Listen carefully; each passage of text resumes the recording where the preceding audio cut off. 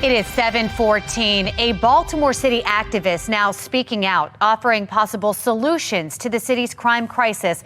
This morning, Dr. Marvin "Doc" Cheatham joining us live with his list of 23 crimes paired with recommendations for possible reductions.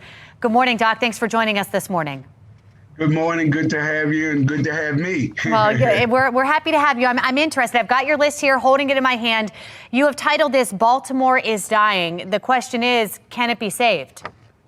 Well, it has to be saved. There are too many great people of all ethnicities, races living in Baltimore City. It's a great city. We have had a numerous number of years having great problems.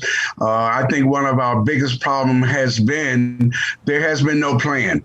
I know that the mayor met with other mayors, with the president of the United States, but even the results of that, no one has said what the plan is. Mm-hmm. Our plan, we're a community organization that brings forth efforts. We're the community that brought down these statues, the Confederate statues. We're the community that built its own park. We're building our own skateboard park.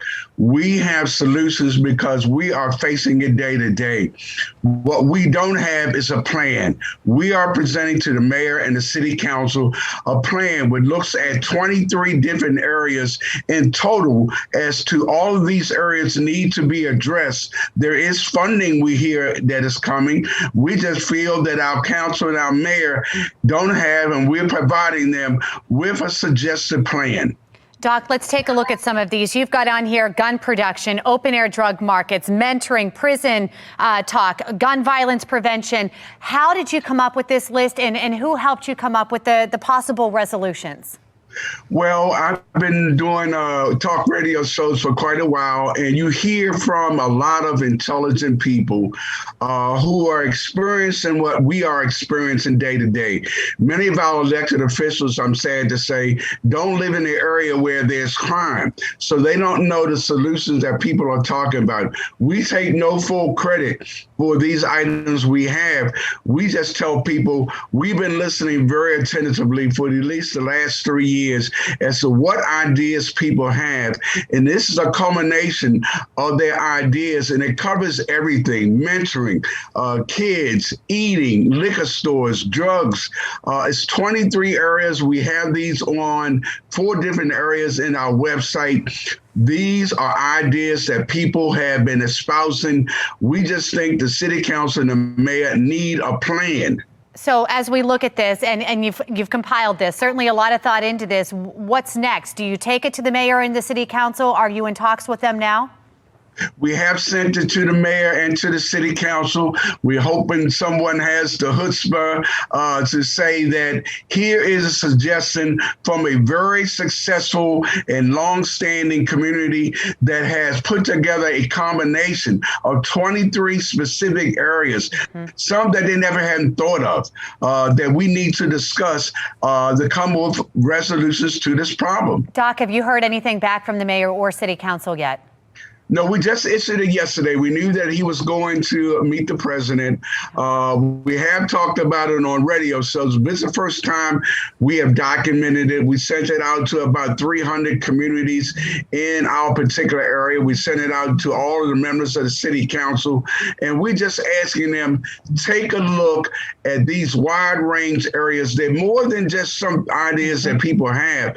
They're not thinking about that food is an issue. Right. Mental health is an issue, having employment for kids during the summer. So we've identified 23 areas that need to be looked at very carefully. All right. We appreciate you sharing them with us this morning. Keep us posted. In tonight's Operation Crime and Justice, Dan Lamparello investigates how they hope to help the city enforce the law and the potential roadblocks. The president's plan is to help target some of the most violent trigger pullers on Baltimore's streets. It's a plan we've heard repeatedly from our local leaders for years, but gun violence has only continued to surge. And experts say without full cooperation from prosecutors to police, we'll continue to stay on that path.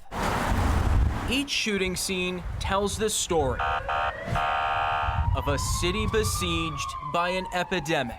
I mean, we have had so many murders for so many years. Prolonged violence, On September 3rd, that's led to a sense of lawlessness on Baltimore's streets. a 56-year-old man was shot in the... And despite some of the toughest gun laws in the nation, it hasn't stopped. Where those illegally carrying guns and using them to kill who fled on foot fear nothing. The reason that they stay here, the reason that the gun violence continue is because there are no consequences or repercussions for walking around Baltimore City with a gun. Dr. Tyrone Powers is a former FBI agent. Our policies have never had a sense of urgency. Who says that lack of consequences may be because of a lack of communication and focus among the city's top law enforcement officials. You're going to have a focused program on getting guns off your street and not a whole lot of speeches and pontification anymore, because this thing have gone on for far too long. But Wednesday, the people of Baltimore got yet another speech. We'll make sure filled with promises of action, this time from the president. It's an outrage. It has to end, and we'll end it. President Joe Biden met with Mayor Brandon Scott and the leaders of several other cities, announcing a plan of attack and vowing the federal government will help lead the war on targeting those illegally carrying guns. Mayor Scott says that 80% of the guns in Baltimore were acquired outside the city. There's little he can do about that. So we have to act. A promise of partnership experts say can yield results, as long as our local police and state's attorney's office work with the feds. Use the federal agencies in the federal law to put the people carrying guns away for a very long time. And a part of that strategy is already happening. My name is John Lensner. With the recent expansion of Project Exile, where certain gun crimes are transferred from state to federal court, where penalties are usually stiffer and there's no parole. But on the local level, Operation Crime and Justice has uncovered there may be a disconnect, as the city state's attorney's office continues to favor plea deals over stiff sentences. As a recent study from the Law Enforcement Legal Defense Fund shows, since Marilyn Mosby took office in 2015, Baltimore has seen a 46% decline in guilty verdicts for gun possession and a 42% decrease in mandatory minimum sentences for gun felonies.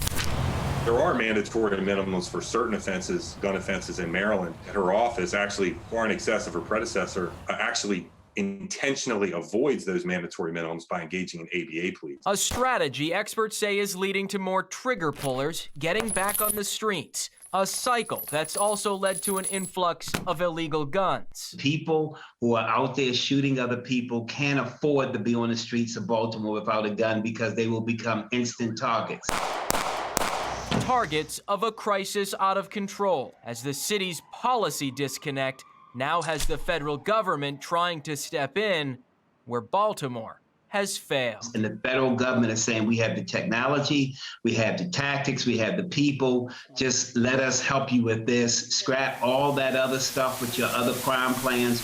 Well, part of the commitment from the federal government will look at ways to better coordinate on the local level with ATF, targeting those who continue to traffic guns into our city at an alarming rate, despite Baltimore having some of the strictest gun laws in the entire country.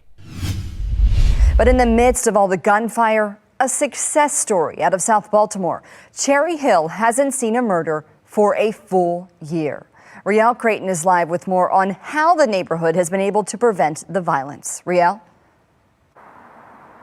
Well, they believe, Maxine, with an anti-violence group, Safe Streets, which is quite literally getting in the middle of these conflicts. Cherry Hill, once called one of the most dangerous areas in Baltimore. Today, they were having a party to celebrate all the lives saved. Cherry Hill, a neighborhood that's been gripped by violence. We've had a lot of violence and a lot of homicides. Just one in a city where the killing rate is outpacing last year's numbers. Thursday, the site of a celebration for being different. 0 homicides in 365 days. Anti-violence interrupter Safe Streets getting recognition from the city and leaders who see success in their credibility, hoping to replicate this. When you can go 365 days and 0 person dies from gun violence inside of your post, That's being on the job. What they do is conflict mediation that sometimes means getting in between the person with the gun and their target.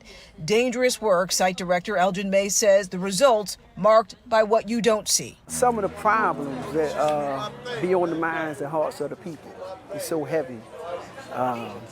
And we have to actually take that in to like get it out of them. With a team who call themselves violence interrupters like Kin Brown Lane, who carry the wounds, a mother who was shot in this community. She says it's about trust. We stop more than what the police can stop because we right here on the ground. But in a city in crisis, they also acknowledge what seems a symbol of a painful reality, to honor no killings. They do it just the same. It's a hard thing to celebrate, but it's also a joyous occasion because we don't have any homicides in this area, and that's what we want to happen throughout the entire city. This is L.A. Street, man. By their own numbers, they say they mediated 409 conflicts in the area, 78% of them high risk, meaning there was a gun on site. We did reach out to Baltimore police, and they actually confirmed their numbers. There has not been a gun-related homicide there in more than 300 days.